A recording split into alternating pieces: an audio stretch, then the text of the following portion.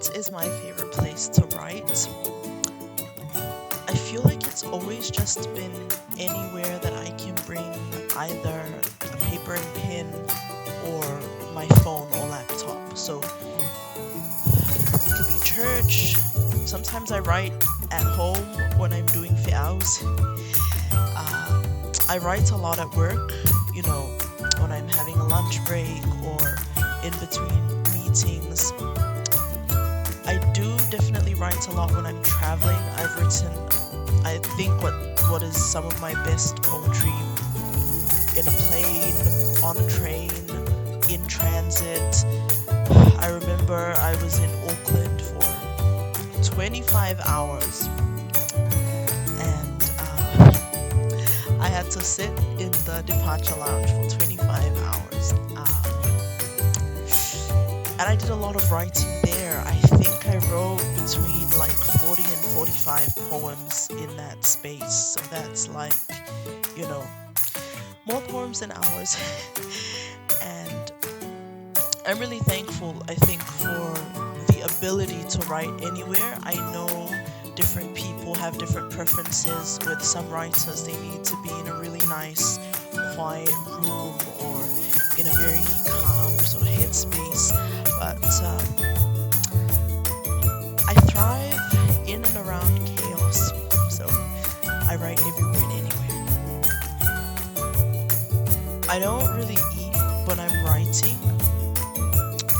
but I feel like if I am writing to meet a deadline, then it'll be like anything Simoi, like Simoi V, Simoi Mango. I've had Simoi Apu. I've had Simoi Moli. I've even had it with like coconut flesh. That was an interesting experience. Anyway, poetry is one of the ways in which I can most easily express myself, and the reason for that is I like to think of it as one of my primary art forms.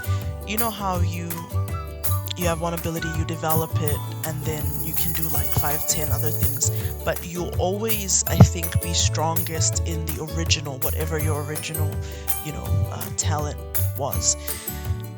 I was not a good student, and my dad, who was a teacher, was just flat out of ideas, trying to find ways to kind of reel in the very high energy supply that I had, and which I wasn't particularly using for anything productive.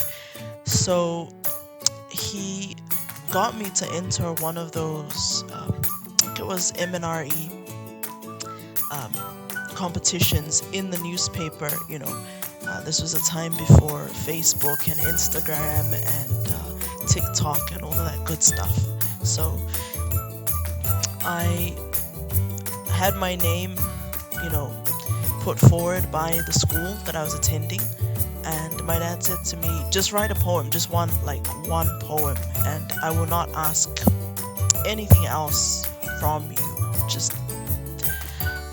And I was very eager to not have anything else asked of me at 12 years old. So I said to him, how do you write a poem? He said, can you just write one page about anything, but you have to make sure it has a cause, it has effects, and it has a solution. And I think that was the beginning of me receiving that gift from him. And I have not stopped writing poetry since. I actually don't remember the first time I read Pasifika poetry or Pasifika literature of any kind, just because reading books and stories and even academic papers by Pacific authors was very normalized in our family. Growing up, I had the privilege of being amongst all my dad's books, and he had this whole library that he was using when he was preparing to submit his thesis. So my brothers and I had a lot of access to just knowledge from Oceania, and I'm really grateful for that because as I've gotten older, I realized that that's not the case for everyone. We still live in a world where mainstream Western literature is considered the good quality stuff, basically.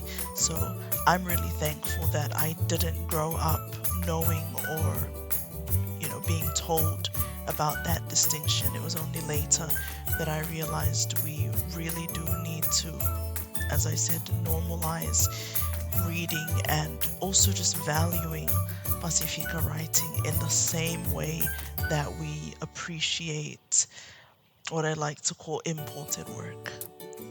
You Better Be Lightning by Andrea Gibson.